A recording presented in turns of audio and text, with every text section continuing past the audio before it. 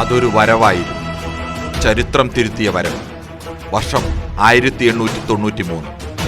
ജാതിയിൽ താഴ്ന്നവരെന്ന് മുദ്രകുത്തിയവർക്ക് പൊതുവഴിയിൽ നടക്കാൻ പോലും അവകാശം നിഷേധിക്കപ്പെട്ടിരുന്ന കെട്ടകാലം.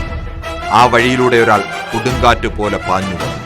പ്രമാണിമാർ മാത്രം ഉപയോഗിച്ചിരുന്ന വില്ലുവണ്ടിയിൽ ദിവാനുസമാനമായ തലപ്പാവ് കെട്ടി, പണിയെടുക്കുന്നവന് നിഷിദ്ധമായ മേൽമുണ്ട് ധരിച്ച്, 2 ഉശിരൻ കാളകളെ പൂട്ടിയ വില്ലുവണ്ടി മണികിലുക്കി പാഞ്ഞു വന്നു തമ്പ്രാക്കളുടെ സ്വന്തം രാജവീതിയിലൂടെ. പുലയന് ഇത്ര ഹുങ്കോ എന്ന് ചോദിച്ച് ജാതി ഗുണ്ടകൾ തടയാനിറങ്ങി. അരയിൽ തിരുകിയിരുന്ന കത്തിയൂരി ആ ചെറുപ്പക്കാരൻ വില്ലുവണ്ടിയിൽ നിന്ന് ചാടിയിറങ്ങി. ഇതോടെ അവർ വാലും ചുരുട്ടിയോടി. പൊതുവഴിയിൽ പ്രവേശനം നിഷേധിക്കപ്പെട്ടിരുന്ന മനുഷ്യർ കൂട്ടത്തോടെ രാജവീതിയിലേക്കിറങ്ങി. കേരള ചരിത്രം തിരുത്തപ്പെട്ടു. ആധുനിക കേരളത്തെ രൂപപ്പെടുത്തിയ ചങ്കൂറ്റം. ചരിത്രത്തെ പ്രകാശഭരിതമാക്കിയ വിപ്ലവകാരി മഹാത്മാ അയ്യങ്കാളി.